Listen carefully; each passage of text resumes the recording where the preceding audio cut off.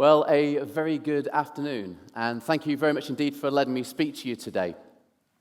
And then I moved on to these aircraft, the VIP Squadron, the Royal Squadron based in London, flying Her Majesty the Queen, the Prime Minister, members of Cabinet for 10 years. Slightly different job in the fact that it was very high visibility. And if you got anything wrong, boy oh boy, did everybody know about it. The question is, though, how did this angelic little boy, you recognize him? Tiptoeing through the gladioli, there's a clue, become this steely-eyed fast jet pilot, and now this long-haul pilot working for an airline. Well, to use a bit of a cliche, it wasn't exactly all smooth flying. We ran into a little bit of turbulence on the way. The elephant in the room was that it was dawning on me I was gay. And that was a major problem if I wanted to be a pilot. Picture. Still drives me nuts. BBC Light Entertainment. Yeah, it drives me crazy. So as you can see, for a 19-year-old gay guy who wants desperately to fly fast jets, there's a wee bit of conflict going on in my head. I go for the RAF interview at RAF Cranwell. They asked me 2 questions. Have you taken drugs? No. Are you gay? And I looked straight down the barrel of the gun and said, no. And there I am with the Queen and Her Majesty. Which one's which? There's an obvious gag there somewhere. Being inspected. But it was absolutely super fun. I loved it. I've looked back and thought, I wonder why and how I managed to do that, because it's quite unnatural. And done a bit of research on emotional resilience. And apparently resilience is like walking a tightrope. If you get something that's really tough to deal with, some people almost relish it, and other people struggle. And it changes through your life. But I did quite well. 3 years later, I ended up flying this, the Hawk. So I'm now fulfilling that boyhood dream when I was in that little Cessna. Wow, it's amazing. I'm flying a fast jet. I'm in the RAF. It couldn't get better.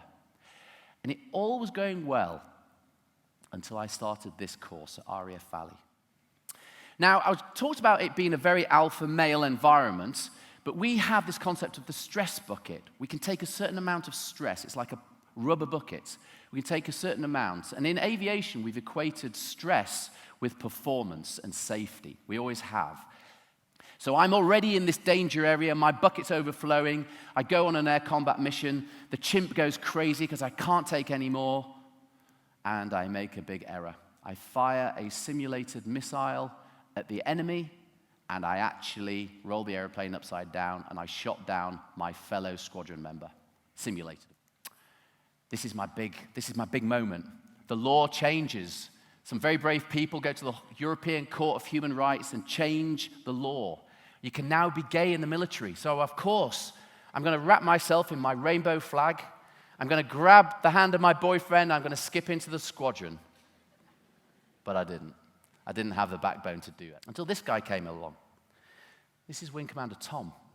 Changed my life privately and personally. He had the totally different approach to leadership. As soon as he arrived, he got to know all his troops. He got to know your individual names. He crossed the road to find you, to chat to you. He didn't hide in his office and said to him, something has happened. I closed the door, and the way he dealt with me was textbook. The first thing he said, he put his hand on my shoulder and said, this must be so hard for you, Matt. I'm so pleased that you've told me. He just put me back in control. Amazing. When I walked out of his office about an hour and a half later, it was like I'd held my breath for 20 years. And then I just exhaled. They took my stress bucket, they put a little tap on, and they reduced the amount of stress in my life. And it made an enormous difference. That little tap, empathy, allowed my performance to go through the roof. I've been talking about LGBT stuff. But it could be anybody that's marginalized, anybody in your team that's marginalized. So look after people, be inclusive. Collectively, we can achieve so much more if we look out for people and work together. There's a moral case, of course there is, but there's also a hard-nosed business case. We want everybody to work to their maximum and get the most out of people in a good way. Scoop people up in the banter, make it inclusive, not exclusive. And how can we be a bit more like Tom, just to finish off? Well, take an interest in the junior people. You change culture, and The RAF changed their culture, and I'm so proud of them. Within all those years, they became in the top 100 employers. Now, if the military can do it, anybody can do it.